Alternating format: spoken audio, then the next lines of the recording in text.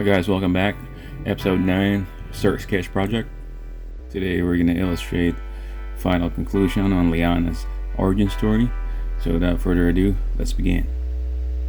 Okay, so when I started draw some sketches, trying to find ideas how to illustrate Liana in the best way possible to make it seem like there's a smooth transition between panels and what's happening in the background, or how her transformation happens. Then I figured out the best way to do it is to focus on her wings, as it's one of her main features when she transformed. So here what's happening is her body, as her form as a Manananggal, is being ripped away from her body. It's like she's shedding a skin. And then as she sheds that outer layer of that skin, you can slowly see her transition. I mean, it's almost as if her outer layer of the skin is melting off, and it's revealing her new form. Also, this is also the time where she starts to grow horns, like I talked about a couple episodes ago. The reason why she's got horns is that's the symbol that she made a pact with that deity: the horns, the wings, and the tail. I haven't started to draw the tail yet, but it will be there. Here I'm working on a couple of details for like I said, I still trying to figure out how to illustrate to you guys the best way to how that skin sheds off or melts off. So as you can see, I'm having a little bit of I'm actually just trying to figure everything out here as I sketch it,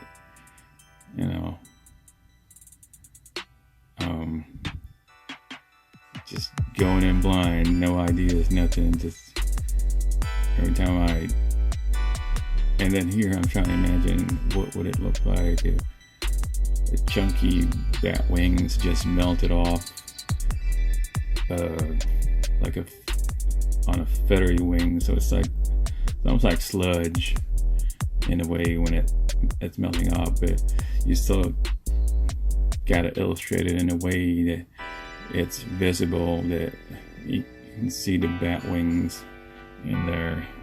It's like it's sliding off. Yeah. So the lighting here is a little bit crazy because it's kind of sporadic almost, because like I said, they're inside a cavern, so you never know which part has a shadow. So, but good thing for me is that I can work with that and just kind of figure out where I want to put the shadow myself and not be limited to what I'm supposed to do depending on where the light is. So some droplets right there kind of represent like it's melting off. Okay. Then here, as you can see, I'm using a lot of erasers again to bring out the highlights for that effect right there, and then I follow up with a pencil.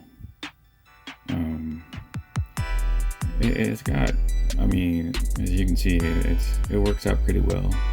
I did thought about trying to draw her to look like she's losing consciousness, and that would take a lot of effort to do that. So just,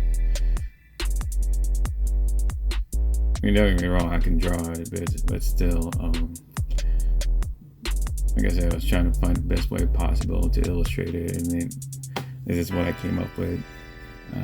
Here I'm working out for the shadows, working on her face, trying to draw her hair, and then that's the other arm. again, it's oozing off her shoulders, and that's her ties right there, the leg and the back. It's kind of looking at the perspective where she's facing you, but she's crouched down because she fell after her body reconnected because of so much pain, and she just fell down. And there's the other wing. I'm trying to draw it. Again, those are the scraps and sludge and the outer bat wing shedding off over, and then you can see the feathers coming out there inside, slowly forming. And I'm going to follow up with an eraser and then do it with a pencil. You guys can try it too if you like. I mean, that technique works out really well for me.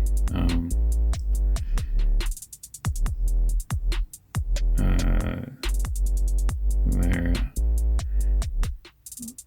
See, adding all the details for that sludge-like effect coming up. It's almost, well, I guess you can compare it to Symbiote, kind of like, if you guys are familiar with Venom. Kind of like that. That's what I'm trying to do here. And then again, I'll work on Batwing details over there. Work on shadow. So if you notice, the details on the wings, the bat-like wings that are dripping off, they're a little bit smaller compared to what she was on the first panel that I draw up top on the left. The reason is most of the wings have already fallen off, and what you're seeing right now, there you go, I'm working on the details. Those are just the leftovers that are still attached and dripping off of her feathery type of wing. And we're working on more shadows. And there you go. There's the tail right there. Not that. That's the one sticking out behind her. As I was saying a while ago, the tail, the horns, and the wings represent her pact with that deity. And here I'm working on a couple of smoke effects. Well, I mean, there was some, I don't know, keep adding smoke effects, but you gotta be consistent, you know. If there was smoke effect on the last panel, you gotta put it on the next panel.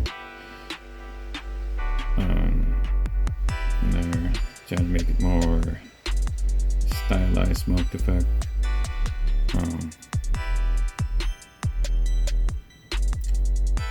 And I worked on the shadow. This kind of effect where it's like a half circle shadow over here. It's almost like I'm trying to put her on like a spotlight, and then you just work out some of the details on the side. And there you add more shadows, and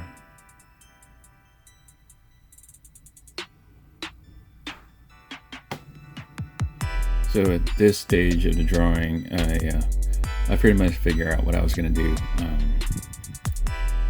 You know, you work on the first half of the layout for background, and you pretty much figure out what you can do with the other half. It's not like you're gonna mirror it, but you know, you got that idea in your head, pretty much how it's gonna go. So you add in more shadows. I put on the other half of that circle. So on the other side with one half, and this one's the other half. And then I put on more shadows for so I can accentuate her wings a little bit more. Right there, as you can see. And it's really easy to I mean, like I said, they're inside a cavern, mountain cavern. So there's no light, so everything is dark. Oh, by the way, everything is happening during nighttime too. So yeah, I know that's my excuse. That's why there's so many shadows everywhere. And then again, that's the basic concept of making comics. You work with black and white. That's how it originally was when comics first came out. And here I work more shadows. Now I just fine-tune the wings over here. Work on that smoke effect some more. But here I'm working just a little bit of shadows for the wings. Trying to fix the final details. Drawing is pretty much done as it is right now. I'm just putting on the finishing touches. And I guess that's it.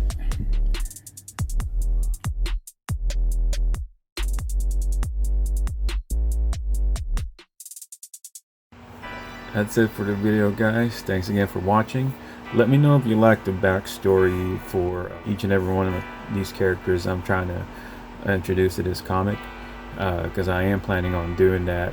So basically my plan is every 3 panels, so that will be the main story, and the 4th panel would be a backstory or origin story for a certain character. If you like that cycle, that's the one I'm going to stick with. If you like the video, don't forget to click on that like button. It helps the channel out a lot. Also, click on that subscribe button if you haven't already. Last but not least, if you want to see the latest uploads, just click on that bell button. Once again, I want to thank everybody. You've all inspired me to continue on with this comic even after all these years. With that said, I'll see you on the next one. Later, guys.